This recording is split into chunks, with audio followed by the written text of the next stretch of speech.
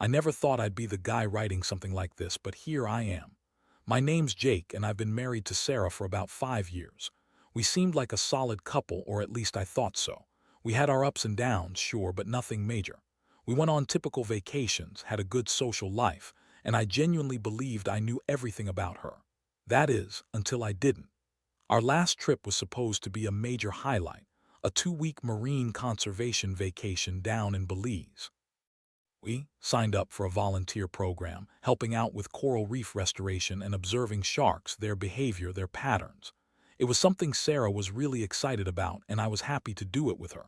She's always been into marine life, and I liked that she had passions. I honestly thought this trip would be good for us, a chance to reconnect, maybe get some fresh air, see something beautiful. But that's where things started getting weird. Sarah was acting different before we even left. She started canceling plans with friends, saying she was busy with work stuff she suddenly couldn't avoid. Her phone was glued to her hand more than usual, and she'd get super defensive if I asked her who she was texting. It felt off, but I figured it was just stress or maybe her trying to hide some secret project at work. We got to Belize, and the first few days were fine, but then little things started to stand out. Sarah was more distracted than usual. She'd disappear for hours during our free time, claiming she was exploring the reef, but I'd catch her sneaking her phone around, typing fast and then hiding it quickly if I looked her way. I didn't want to jump to conclusions. Maybe she was just excited about the trip, or maybe she was talking to someone from back home. Still, it gnawed at me. On the third day, we were out on a boat, doing some underwater research with cameras monitoring shark patterns. I was taking pictures, trying to enjoy the moment when I overheard her whispering on her phone. I shouldn't have looked, but I did. She was talking to someone. I couldn't hear everything, but I caught her say, "Yeah, I'll meet you at the dive spot tonight. Do be late." The urgency in her voice made my stomach drop. It was the first real sign that something was seriously wrong. That night, I couldn't sleep. I kept replaying what I'd overheard, feeling sick and angry. I knew I had to find out what was really going on. I went through her backpack when she was in the shower, and I found her phone tucked away behind some clothes. Her messages were filled with flirtatious texts, and I saw photos she'd sent of herself in a bikini, with comments about meeting someone special. My hands trembled as I scrolled, trying to process what I was seeing. It wasn't just casual chatting. She had set up a secret meeting. I felt like the ground was shifting under me. All those nights she claimed she was working late, all the excuses about just friends and it's nothing, suddenly felt hollow. I stared at her phone, furious and betrayed, knowing this wasn't just an innocent mistake. It was something much darker. I didn't want to believe it at first, but the evidence was clear. My wife, the woman I loved, was cheating on me with a shark behaviorist. She'd met during our volunteer trip, someone she exchanged contacts with under the guise of volunteer opportunities. They'd been meeting secretly, and I'd been completely blind to it. That's when the emotional roller coaster started. I was devastated, furious at her, hurt that she'd lied and betrayed me, confused because I still loved her but couldn't accept what I'd found out. I was angry at myself for missing the signs, for not trusting my gut. I felt like I'd been punched in the stomach, like the wind had been knocked out of me. I wanted to confront her right then, but I also knew I needed to cool down, think about what I'd say, what I wanted from this. But inside, I knew this was just the beginning of something much messier. The next morning, I woke up feeling numb, weighed down by everything I had discovered. I hadn't slept much, and the sunlight filtering through the window didn't help much. My mind kept circling back to her texts, the secret meetings she'd planned, the way she'd lied to me about everything. I knew I couldn't keep silent anymore. I had to confront her, no matter how much it hurt. I waited for her to come out of the bathroom, pretending to be calm, but my hands were trembling. When she finally stepped into the room, I looked her straight in the eyes and just blurted it out. "Sarah, I saw your messages. I know you're cheating on me, with that shark behaviorist of all people." The words hit her like a punch. She froze, then looked at me with that bitchy, dismissive glare she's good at, like I was an inconvenience for catching her. "Oh, come on, Jake," she said, rolling her eyes. "You're overreacting. It's not what you think." Her voice was calm, but I could hear the crack in it. I pressed her, "No, tell me the truth. Who is he? How long has this been going on?" She scoffed and brushed past me, heading for the door. "It's just some stupid volunteer thing. You're paranoid. You always jump to conclusions. It's not a big deal." I wasn't buying it, not for a second. I followed her, feeling my blood boil. "Don't lie to me. I saw the messages, the photos. You're sneaking around, meeting him in secret. How long has this been going on?" She turned around, her face twisting into that familiar bitchy sneer. "Oh, please, you think I'm some kind of whore, just because I talk to a guy who happens to be good at sharks. You're always so paranoid, Jake. You're just jealous because I'm doing something I love, and you're sitting here being a jealous, insecure mess." Her words cut deep. It was like she was trying to turn it around, make me the bad guy. I felt my fists clench but forced myself to stay calm. "Sarah, I loved you, I trusted you. And now I find out you've been lying to me, sneaking around having sex with him. That's what it is, isn't it?" Her eyes flashed with anger and she spat back. "I never cheated on you, you're imagining things. Maybe I was talking to him, but it's just research. You're so damn insecure, Jake. Maybe you should look at yourself instead of accusing me." That's when I realized arguing with her was pointless. She'd been lying the entire time and she'd already made her choice. I felt like I'd been hit with a sledgehammer. My stomach twisted and my chest felt tight. I couldn't believe her. I'd always thought she was ambitious, independent, someone who knew what she wanted. But it turns out she was just a manipulative bitch who lied and cheated her way through our marriage. The worst part was the emotional betrayal. I'd loved her, trusted her, and I'd spent years building what I thought was a life with her. And now I saw her for what she really was, a selfish, unfaithful woman who'd rather lie and cheat than tell the truth. I told her to pack her bags and leave. I didn't want to see her face again.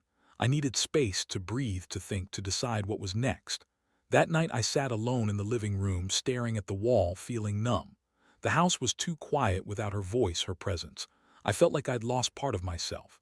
I thought about all the moments I'd shared with her, her laugh, her smile, the plans we'd made, how she'd lied about everything. I was angry, yes, but also incredibly sad. I'd been blindsided, and I didn't know how to move on from this. In the days that followed, I started digging through her stuff, trying to find any other evidence I might have missed. I found more texts, sexually explicit ones, more photos of her with him. They had met more than once, and each time she'd lied to my face about where she was. She told me she was working late or out with friends, but I knew better now. I knew she'd been with him inside our house behind my back. That realization made me feel sick and furious at the same time.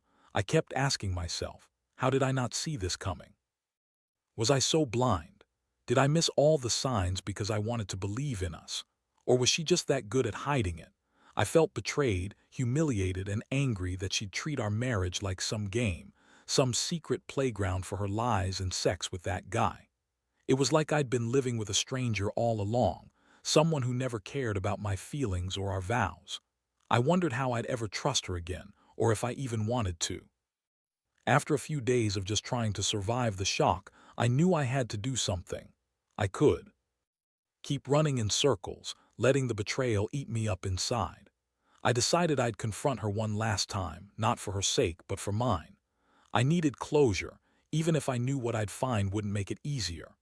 I waited until she was supposed to be at work, but I knew she'd be lying again if I asked her directly. Instead, I went into her phone again, digging through her messages, trying to piece together exactly how long she'd been screwing around behind my back. It was a sickening feeling finding out she'd been lying to me for months, maybe longer. That she'd exchanged contacts with the shark behaviorist, called it volunteer work, when in reality they'd been meeting up several times. I found a string of texts from just last night. She was boasting about a secret dive date, saying things like "can't wait to get in the water with you tonight," and "hope you're ready for some fun." Her tone was cocky, confident, like she was proud of her lies. That's when it hit me. This wasn't just some fling. It was something she thought she could hide forever, that she could keep sneaking around without me catching her. I also found a picture she sent him, a selfie of her in a wetsuit, the ocean behind her, with a caption, "Meeting you tonight, can't wait to finally be with you." I stared at that photo for what felt like forever. My stomach twisted again, but this time it was worse, heartbreak mixed with pure, unfiltered rage. She thought she could just keep doing this, lying to my face, living her double life like it was nothing. I was furious. I wanted to scream to break something, but I held it in. Instead, I planned how I'd handle the confrontation. I knew I couldn't just accuse her blindly. I had to be precise, sharp, make her face what she'd done. When she came home that evening, I was already waiting in the living room, my arms crossed, my jaw clenched. She looked surprised, maybe even a little nervous when she saw my face. I didn't waste any time. I pulled out her phone, placed it on the table, and said, "I know everything, Sarah. I saw the messages, the pictures. You've been cheating on me with him. At Shark Behaviorist, you exchanged contacts with under the guise of volunteer work." Her face twisted into that bitchy, defiant expression she always wore when she thought she was in control. "You're crazy, Jake. You're just jealous because I found someone who actually understands my passion. You don't get it. This is about me, not you. You're just insecure. You always think someone's after what you have, but I'm not doing anything wrong." She tried to brush past me, but I stepped in her way. "You're lying," I said, feeling the rage boiling beneath my skin. "You're cheating on me and you think you can just lie your way out of it. I saw the texts, the photos, the planning. You've been screwing him behind my back, Sarah. How long has this been going on? How many times?" Her eyes flickered with anger and she snapped, "I don't owe you an explanation. It's nothing, just some stupid fling. We don't matter." That was the moment I realized her game. She'd been playing me all along, acting like she didn't care, like she was untouchable. But I wasn't going to let her do that anymore. I told her to leave, that I wanted her gone, and she scoffed, muttering something about how I was overreacting, how I was insecure, how she'd never loved me. I wanted to believe that deep down, but I knew better now. She'd been lying from the start and I was just waking up to it. As she packed her things that night, I felt a strange mixture of relief and emptiness. Relief because I finally knew the truth, and emptiness because I'd invested so much in her, in us, only to be betrayed so coldly. Watching her walk out the door, I wondered how I'd ever be able to trust again, how I'd pick up the pieces of what I thought was a life built on love and honesty. It was the most humiliating, heartbreaking moment of my life, and I hated her for it. I hated her for making me feel so stupid, so blind, so used. But at the same time, I knew I had to accept that this was the end of that chapter. The days that followed felt like a blur. I was stuck in a fog of betrayal, trying to piece myself back together. Every time I thought about what had happened, I'd get angry all over again. But mostly I just felt hollow, like I'd lost a part of me I'd never get back. She'd been the woman I loved, the woman I trusted, and it turned out she'd been lying right to my face. I kept asking myself why. Why did she do this? Was it just the sex? Or was she looking for something she wasn't getting from me? I couldn't wrap my head around it. I had been a good husband, at least I thought so. I worked hard, I tried to be supportive, and I never cheated or lied. Yet she did, and she did it with that idiot shark behaviorist who I now knew she'd been meeting secretly for months. Her explanation about passion and finding herself sounded hollow. She was just looking for excitement, someone to stroke her ego, someone who made her feel alive while I was busy trying to keep everything together. I started going back through everything, trying to see the signs I missed, the late nights, the secretive calls, the way she'd suddenly become so bitchy and dismissive. I realized I'd been blind. She'd been pulling the wool over my eyes for so long. She lied about her feelings, about what she wanted, about who she was. I'd always believed she was honest and kind. Turns out she was just selfish, manipulative, and so damn good at hiding her real self. That realization made me feel sick, but it also gave me a little clarity. I knew I couldn't stay in this marriage. Not anymore. I didn't want to be with someone who could do this to me, who could lie and cheat and then try to blame me for being paranoid.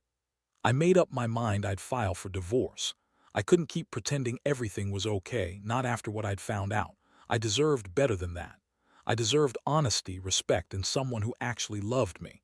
But even as I decided to move on, the emotional damage lingered. I found myself haunted by questions. Did she love him? Did she ever love me? How many times had she been lying about everything? Every time I saw a photo of her with him, I felt a fresh wave of anger. I was angry at her, but mostly I was angry at myself for trusting her so blindly. I kept thinking about the happy times, the promises we made, the plans we had. It all felt like a lie now, like I'd been living in a fantasy. I also started to realize how much her words had hurt, how she dismissed me, called me insecure, accused me of jealousy, all while she was out sneaking around with him. That bitchy attitude, that condescending tone she always used when she got caught in her lies. It was her defense mechanism, I guess. But it didn't matter anymore. Her lies had destroyed what little trust we had left. I decided I needed to get away for a bit. I booked a trip to the mountains, hoping the solitude would help me clear my head. I didn't tell anyone but a couple of close friends because I didn't want to hear their opinions or judgments. I just needed space. Somewhere quiet, away from her, away from the betrayal.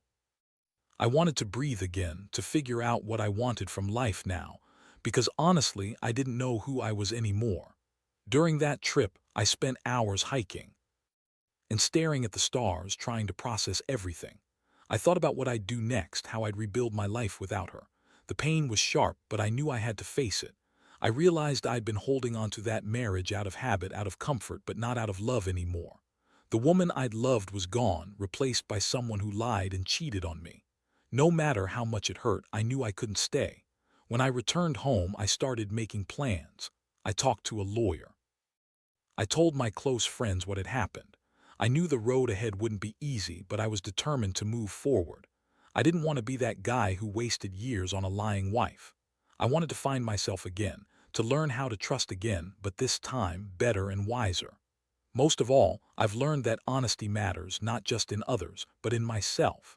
Because if I'd been honest with myself from the start, maybe I'd have seen her for who she really was a lot sooner. Now I'm trying to rebuild my life, one step at a time, with the hope that someday I'll find someone who genuinely cares for me, who values honesty and respect. That's what I want moving forward: honesty, kindness, and a little bit of peace. The process of healing isn't linear, and honestly, some days are better than others. I've spent a lot of time reflecting on everything, trying to understand how someone I loved could turn so cold and selfish. It's hard not to dwell on the past, on all the moments I thought were real, only to discover they were just illusions. But I've come to realize that holding onto that pain doesn't do anyone any good. I have to move forward, even if it's just one step at a time. One thing I've learned is that trust, once broken, is almost impossible to fully repair, at least, not in the way it was before. You can forgive, sure, but the scars remain. I don't think I'll ever be able to look at her the same way again. She's left a mark on me that will probably stay forever. That's a hard truth to swallow, but I'm trying to accept it. I've also learned that I don't want to spend my life in resentment or anger, even though it's tempting. I want to grow from this, to become stronger. A big part of moving on has been cutting ties. I blocked her on everything: her number, social media, even her email. I don't want to be tempted to reach out to see if she's sorry or to revisit old wounds. I need this space to heal, to figure out who I am without her. Honestly, that's been one of the hardest parts, letting go of the hope that she'd change or come back. I realize now that she's not the woman I thought she was, and I have to accept that. I also started seeing a therapist, not because I was weak, but because I knew I needed help processing everything. Talking to someone impartial has helped me understand that my feelings are valid. I've learned that it's okay to be angry, to feel betrayed, to grieve the loss of what I thought was real. But it's equally important to remember that I deserve better, that I can and will find happiness again. It's not easy, but I'm trying to focus on rebuilding my self-esteem and learning how to trust again slowly.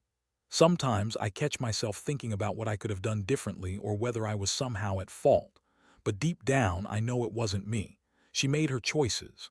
She chose to cheat, to lie, to hide her true self. I have to remind myself that I deserve honesty and respect, that I was a good husband and I didn't deserve to be treated like that. It hurts to admit, but I also feel a little bit of relief.